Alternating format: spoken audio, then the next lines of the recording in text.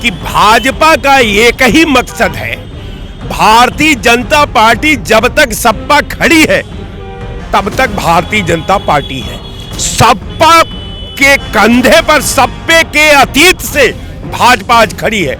अगर सपा आज जंग से बाहर हो जाए, कल भाजपा लब से वो जमीन पर आ जाएगी। लेकिन राष्ट्रीय अध्यक्ष अखिलेश यादव जी को मैंने बधाई देना चाहता हूं कि हो सकता है कि केशव प्रसाद मौर्य भी भाजपा से बाहर चले जाएं। जो इनका तो बड़ा, ये बहुत बड़ा बयान दे रहे हो आप। बयान उनका ही बयान है, उनकी घबराहट है। एक डिप्टी सीएम अपने विभाग की बात नहीं करते कि जो पार्टियां ये सोचती हैं कि हम केवल सत्ता में रह करके ही समाज की सेवा कर सकते हैं और हमारी जवाबदेही तभी रहती है जब हम सत्ता में रहते हैं। जब हम विपक्ष में जाते हैं तो हम जवाबदेही से मुक्त हो जाते हैं। जनता के सेवा और जो अधिकार की रक्षा है करना है, उससे हम मुक्त हो जाते हैं। पिछड़ी जातियां हैं सब केशव प्रसाद मौर्य जी के साथ चली आएंगी और अखिलेश यादव जी के साथ केवल यादव भाई ही रह जाएंगे। इसलिए श्री अखिलेश यादव जी को भगवान सद्बुद्धि दे। केशव प्रसाद मौर्य जी मुख्यमंत्री नहीं है कि उनको टारगेट बनाना। 27 का चुनाव है और उससे पहले समाजवादी पार्टी और भाजपा के दो बड़े नेताओं के बीच आपसी बयानबाजी शुरू हो गई है। बयानबाजी की शुरुआत उत्तर प्रदेश के डिप्टी सीएम केशव प्रसाद मौर्य ने की। केशव प्रसाद मौर्य ने आगरा में एक ऐसा बयान दिया जिससे समाजवादी पार्टी के पेट में न सिर्फ दर्द हुआ बल्कि बेचैन भी हो गई। उस जवाब का अखिलेश यादव ने पलटवार भी किया। बीजेपी के डिप्टी सीएम ने कहा कि समाजवादी पार्टी के कई ऐसे विधायक हैं जो भाजपा के संपर्क में हैं। अब ये कहना उनके लिए एक मुसीबत बन के खड़ा हो गया, क्योंकि अखिलेश यादव ने पलटवार में एक ऐसा जवाब दिया जिससे राजनीति भी गर्म हो गई। बयान ये था कि अखिलेश यादव ने उल्टा उनसे पूछ दिया कि आपके संपर्क बीजेपी से हैं या नहीं, पहले आप इसका जवाब दो। फिलहाल 27 का चुनाव है और ये तमाम बयानबाजी 27 के चुनाव को लेकर देख रही है। अब इस बयानबाजी से किसका फ़ायदा और किसका नुकसान होगा, 27 में क्या इसका असर पड़ेगा, क्योंकि चुनाव 27 में है, माहौल अभी से बनना शुरू हो गया है। जनता जनार्दन के बीच में मौजूदगी उन्हीं से तय करेंगे। सबसे पहले राय साहब आप शुरू करते हैं, इस बयान का क्या मतलब है, कहाँ तक सही है, क्या असर पड़ेगा, क्या फ़र्क पड़ेगा? ये दोनों एक सिक्के के दो पहलू।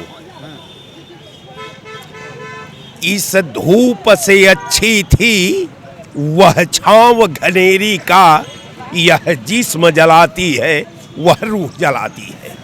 कारण ये है कि भाजपा का एक ही मकसद है, भारतीय जनता पार्टी जब तक सपा खड़ी है तब तक भारतीय जनता पार्टी है। सपा के कंधे पर सपे के अतीत से भाजपा आज खड़ी है। अगर सपा आज जंग से बाहर हो जाए, कल भाजपा लब से वो जमीन पर आ जाएगी। कारण ये है कि जो सोच रही है भाजपा जो सोच रही है 2027 का टारगेट बनाने के लिए, वो उसको मौका मिलने वाला नहीं है। लड़ाई कहीं और है। आप थोड़ा समय का और इंतजार कर लीजिए कि लड़ाई उत्तर प्रदेश में सपा के कंधे पर छोड़ करके उत्तर प्रदेश का नौजवान, उत्तर प्रदेश का किसान, उत्तर प्रदेश की महिलाएं, उत्तर प्रदेश का दलित, उत्तर प्रदेश का बैकवर्ड, उत्तर प्रदेश का माइनॉरिटी, उत्तर प्रदेश का जो है आम जनरल लोग भाजपा को सरकार बनवाने का मौका नहीं देने वाले हैं। निश्चित तौर पर तीसरा आधार खड़ा हो चुका है, अभी उसमें समय लग रहा है। कारण ये है कि जो भाजपा चाह रही है, भाजपा का एक ही मकसद है कि सपा को टारगेट करके आप सरकार बना लो, बस। कारण ये है कि अगर संपर्क में, अगर मौर्य के संपर्क में सपा के विधायक हैं, तो ये बात कहने की आपको क्या जरूरत है। आप आगरा में गए थे, आप एक विभाग के मंत्री हैं, वहां आपको सपा के विधायकों का संपर्क, आगरा की जनता आपसे नहीं उम्मीद की थी कि आप आएंगे तो ये बताने का प्रयास करेंगे। आप अपनी उपलब्धि नहीं गिनाएंगे, आपका विभाग का क्या उपलब्धि है, आपने कितना सड़क बनवाया है, कितना आपने क्या किया है, कितने कॉलेज खोले हैं, कितने बिजली पावर हाउस बैठाए हैं। तो आप ये नहीं बताएंगे? हाँ, ये जरूर आप बता लेंगे कि सपा के सैकड़ों विधायक हमारे लाइन पर खड़े हैं। भाई ये कौन आपसे पूछ रहा है? अरे आप मंत्री हो, आप तो अपने सरकार की उपलब्धि बताओ, भाजपा की उपलब्धि बताओ, देश और प्रदेश के विकास में भाजपा की भूमिका क्या है उसको बताओ। सपा का विधायक कहने से आपका गला बचने वाला नहीं है। एक बार काट का हाड़ी चढ़ गई है, अब ये चढ़ने वाली नहीं है। चाहे अखिलेश यादव को कितना टारगेट बना डालो, कहीं कुछ नहीं होने वाला है। तो तुम्हारा जब दिल तो है सनम यासना, तुझे क्या मिलेगा नमाज में, कहीं आपको कुछ नहीं मिलने वाला है। इनको टारगेट बना ले। ठीक है, आ रहे हैं। अच्छा, मौर्य समाज के हैं मतलब, लेकिन महाराज जी खड़ा कराया, महाराज जी से पूछ ले। अरे सर, बयानबाजी क्या मतलब है कि भाजपा हमारे संपर्क में है? केशव प्रसाद मौर्य ने कहा, ऐसे तो फिर 27 में खेला हो जाएगा। देखिए, केशव प्रसाद मौर्य जी यही बोल बोल के अपने शीर्ष नेतृत्व के निगाह में अच्छे बने रहने के लिए हमेशा अनाप शनाप बोले रहते हैं। केशव प्रसाद मौर्य खुद ही जनता उनको नकार दी। एक गेट से गेट पास लेके आए हैं और राष्ट्रीय अध्यक्ष माननीय अखिलेश यादव जी ने कहा कि आप लाइन में हैं, मेन लाइन में हैं कि आउट लाइन में हैं कि आउट लाइन से बाहर हैं, कि ये भाजपा वाले ये प्रदेश उत्तर प्रदेश के डिब्बा में हैं कि दिल्ली वाले डिब्बा में हैं कि आउट हैं, जो मार्गदर्शक मंडल बना है उसमें तो ना जाने वाले हैं। इनकी ये बता दीजिए मानसिकता, जो डिप्टी सीएम हो और तोड़ने की बात करता हो, और उन्हीं के दल में एक विधायक, एक जात के विधायक बैठक कर लेते हैं और उस बैठक की चर्चा पूरे देश में हो जाती है। तो केशव प्रसाद मौर्य के बयान को जनता भी नई अहमियत दे रही है, नए नेता। लेकिन राष्ट्रीय अध्यक्ष अखिलेश यादव जी को मैंने बधाई देना चाहता हूं कि हो सकता है कि केशव प्रसाद मौर्य भी भाजपा से बाहर चले जाएं। जो इनका तो बड़ा, ये बहुत बड़ा बयान दे रहे हो आप। बयान उनका ही बयान है, उनकी घबराहट है।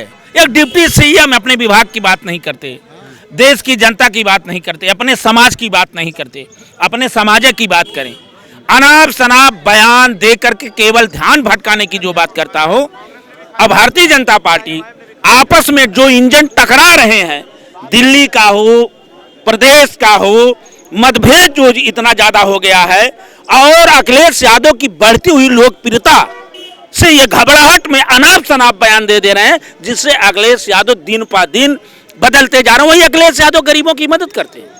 खुशी दुबे को मैंने देखा, उन्होंने मदद करने का काम किया। बीएलए जो आत्महत्या कर ले, उसके परिवार को मदद करने का काम किया।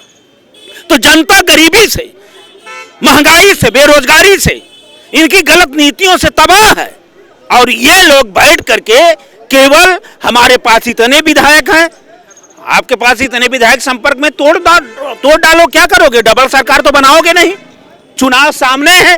तो ये केवल जनता जान रही है। ध्यान भटकाने के लिए केशव प्रसाद मौर्य अखिलेश जी का नाम अगर नहीं लेंगे तो जो भी अभी खिड़की से गए हैं वो भी रास्ता बंद हो जाएगा, और मुझे लगता है भविष्य में बंद हो जाएगा।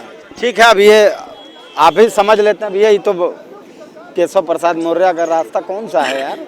देखिए, वो पार्टी के समर्थक हैं, उनको बोलना उनका अधिकार है और बोलते भी हैं। लेकिन वास्तविकता ये है कि जो पार्टियां ये सोचती हैं कि हम केवल सत्ता में रह करके ही समाज की सेवा कर सकते हैं और हमारी जवाबदेही तभी रहती है जब हम सत्ता में रहते हैं। जब हम विपक्ष में जाते हैं तो हम जवाबदेही से मुक्त हो जाते हैं, जनता के सेवा और जो अधिकार की रक्षा है करना है उससे हम मुक्त हो जाते हैं। और बैठ करके फिर हम ट्वीट करते हैं और टीवी पे दो एक बयान देते रहते हैं। ऐसे क्या होता है, समाज नहीं चलता, देश नहीं चलता, प्रदेश नहीं चलता है। कैसे चलता है? आपको जमीन पे कैसे? हाँ, बता रहा, आपको जमीन पे उतरना पड़ेगा, जनता के अधिकारों के लिए लड़ना होगा, जो जनहित के मुद्दे हैं उनको उठाना होगा, और जो सही चीज़ है उसको करना होगा, जो विपक्ष का दायित्व है उसको पूरा करना होगा। जब आप केशव प्रसाद मौर्य जी जो कह रहे हैं, वो क्यों कह रहे हैं? इसलिए कह रहे हैं कि जिस तरीके से जो है समाजवादी पार्टी उदासीनता में खोई हुई है, तो उसके कार्यकर्ता भी निराश हैं और उसके नेता भी निराश हैं कि उसका भविष्य आगे चल करके क्या होगा।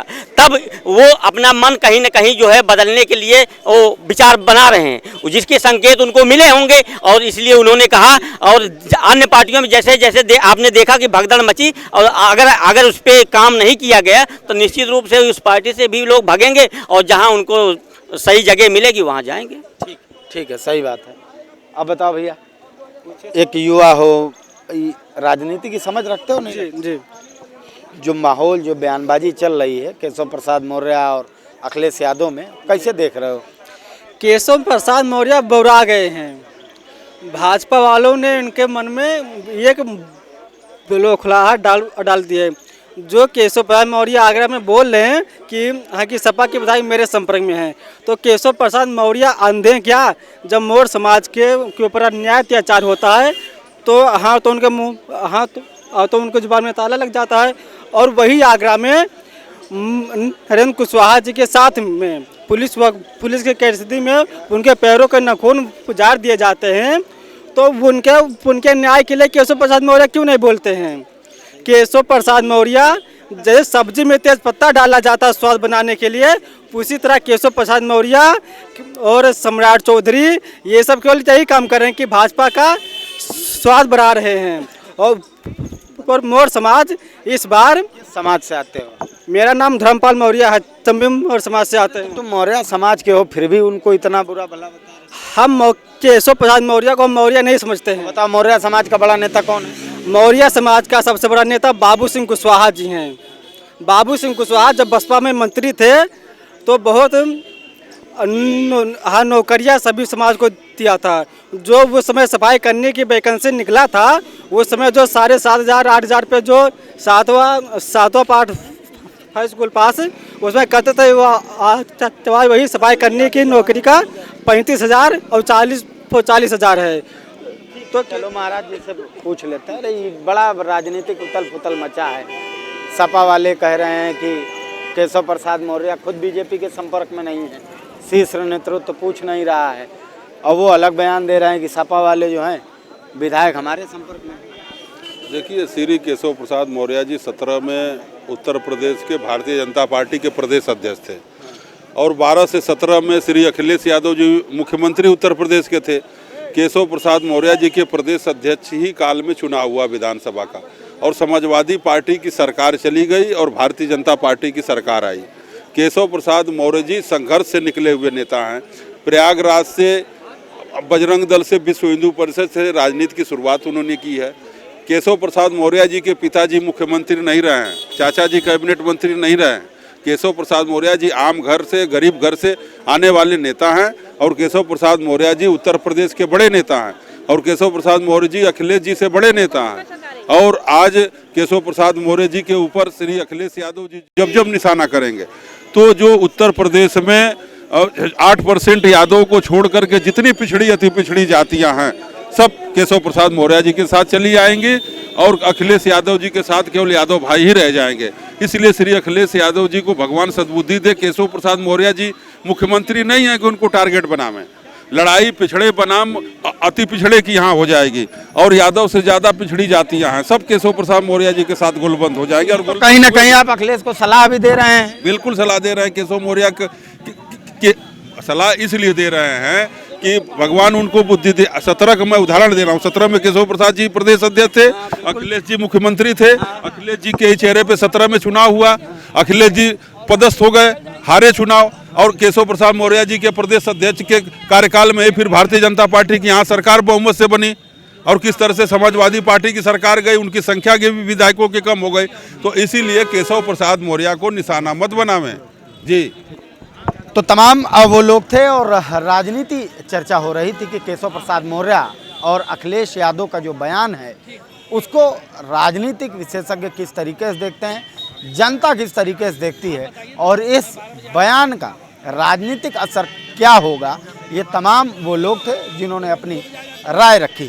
फिलहाल देखते रहिए द पब्लिक नोट, लाइक और सब्सक्राइब करिए। फिर लौटेंगे किसी नए और बड़े मुद्दे के साथ। तब तक के लिए धन्यवाद।